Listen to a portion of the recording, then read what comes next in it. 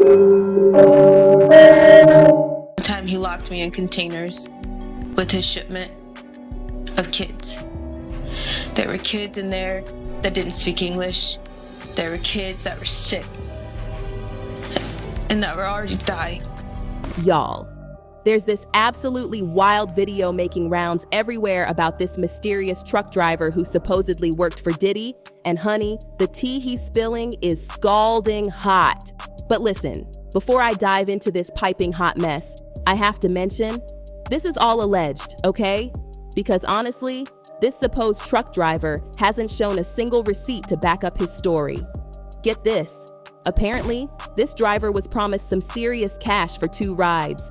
Like, we're talking half the money up front before even touching the wheel, and the rest after completing this super hush-hush delivery to Diddy's place. And here's where it gets juicy. The location was supposedly near some shipping container area. But wait, it gets even more intense.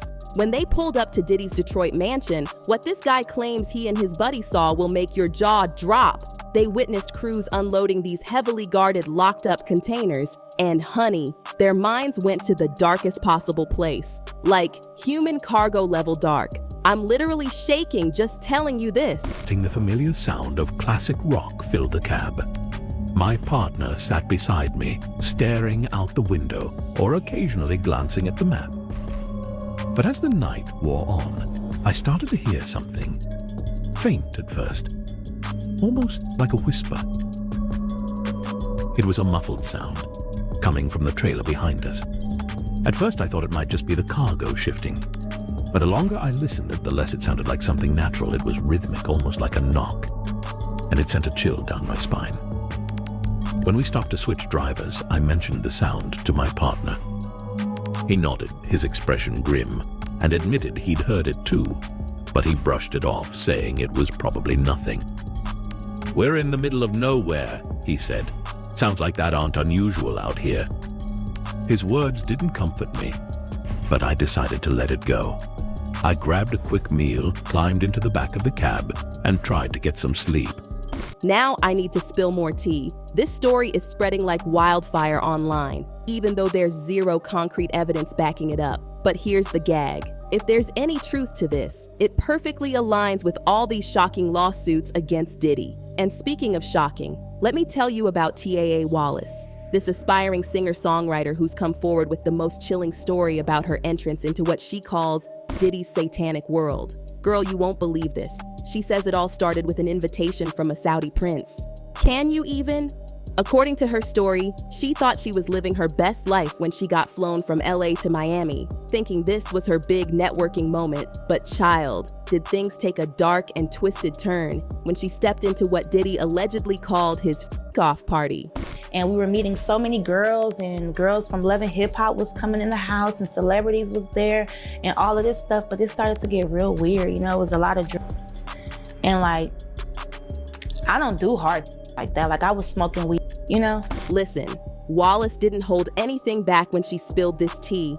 She gave us all the disturbing details, claiming this party was an all-nighter that didn't wrap until 7 in the morning. But hold on to your seats because this next part is wild. She says she saw little people dressed up as Harajuku Barbies. I'm not making this up. In her words, they're all huddled up. But no, they were little people, dressed up like Harajuku Barbies, red lipstick, looking like real. Like, what in the world? Now, buckle up because another victim, Allie Carter, has stepped into the spotlight with some absolutely bone-chilling accusations against Diddy that'll make your skin crawl. She's painting this horrifyingly dark picture that's way beyond your typical Hollywood party scene.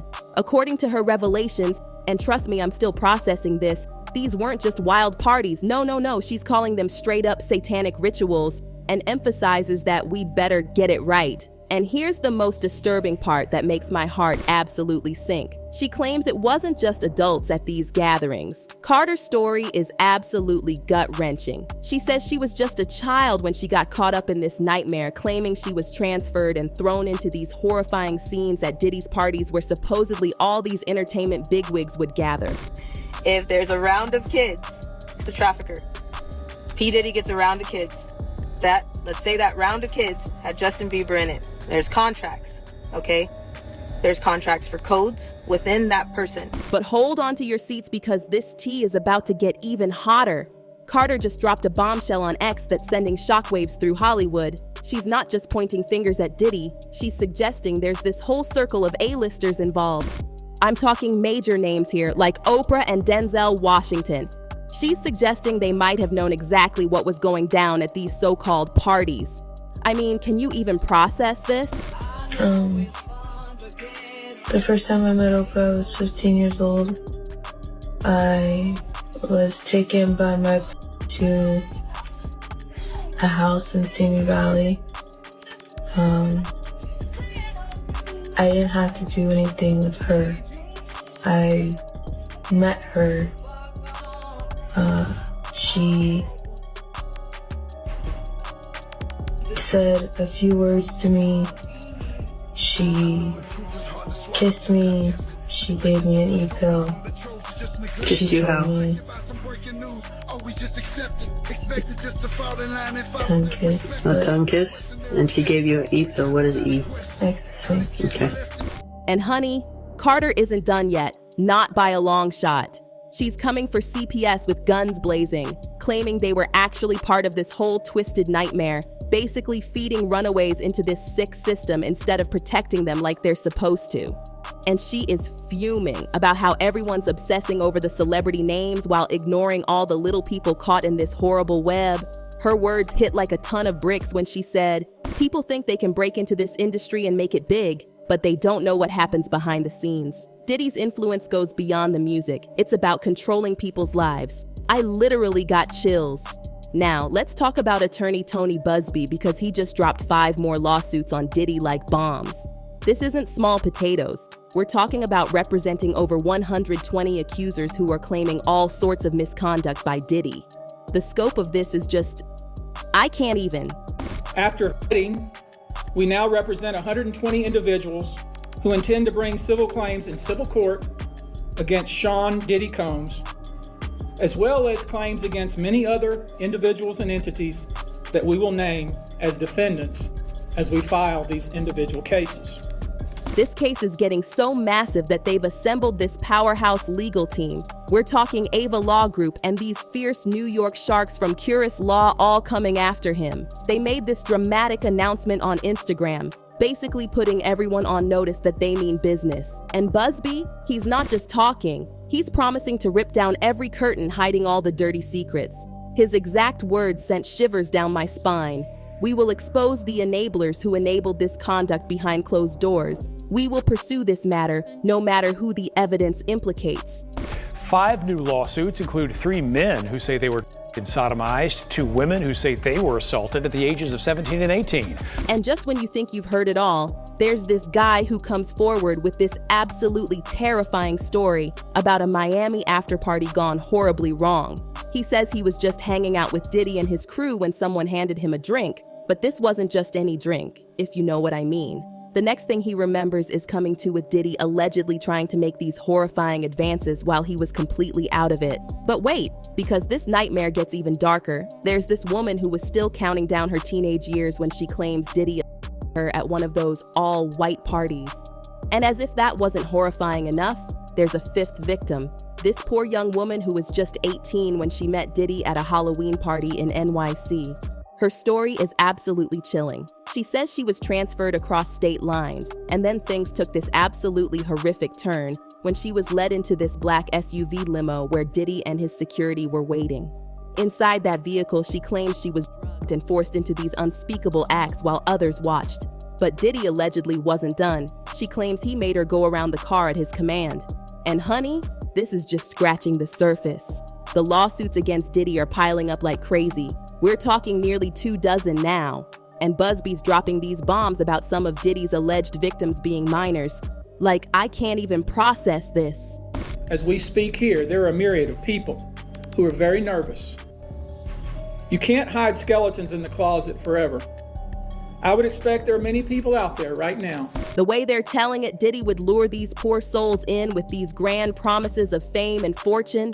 They'd show up at his place thinking this was their big break into stardom, only to find themselves trapped in a living nightmare. And now Busby's saying his team is absolutely loaded with evidence. We're talking pictures, videos, texts, everything that he claims will expose the dark underbelly of Hollywood. For each, we ask for the identity of witnesses. We also have collected pictures, videos, texts. We check venues, we check dates. We want to corroborate that the claims being made have legitimacy and merit. But hold up, because Diddy is not taking this lying down. He is completely denying everything and says he's ready to prove his innocence in court. His lawyer told Forbes back in October that Diddy and his legal team are confident the courts will clear his name, stating flat out, Mr. Combs has never assaulted anyone, adult, man, or woman. But honey, this mess just keeps getting messier. While Busby's firing off these lawsuits left and right trying to gather alleged victims, there's another twist in this already twisted tale. He's now facing some serious heat himself. Can you believe someone's actually sued him, claiming he's running some kind of extortion scheme? They're saying he tried to squeeze money out of them with these supposedly fake claims about things that allegedly went down at Diddy's parties. The drama just never ends. Anonymous, a John Doe, Los Angeles quote-unquote celebrity who is suing Tony Busby for civil extortion and intentional infliction of emotional distress, saying that he's bringing these claims for the purpose of extorting large sums of money and that the claims are false and frivolous. Now, I need to be real with you for a minute. Everything we're hearing right now, they're all claims. Nothing's been proven in court yet, and Diddy's lawyers are fighting back hard, calling this whole thing a baseless smear campaign. No formal charges have been filed, and everyone's still trying to figure out what's actually real in this mess. It's like this massive, complicated web of fame, power, and shocking allegations that has absolutely everyone on the edge of their seats. With such huge names involved and the stakes being sky high, you better believe this story is far from over. Every single person in the industry is holding their breath, waiting to see whose version of the truth is going to come out on top. The tension is so thick you could cut it with a knife. Oh my gosh, I'm literally dying to hear what you think about all this. Drop your thoughts in the comments below, and please don't forget to smash that subscribe button because trust me, this story is just getting started. You do not want to miss the next shocking update because I have a feeling things are about to get even wilder. The tea is scalding hot and I'll be here to spill every single drop of it. Every single drop.